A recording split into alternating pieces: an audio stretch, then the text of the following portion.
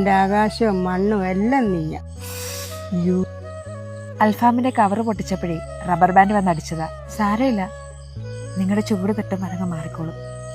പക്ഷേ എൻ്റെ ഉള്ളിലെ കത്തലോ? നിന്റെ ഉള്ളിലെ കത്തലിന്റെ വില എന്താണെന്ന് ചിയോദിക്കാവുകാർക്ക് ഞാൻ കാണിച്ചു കൊടുക്കാം.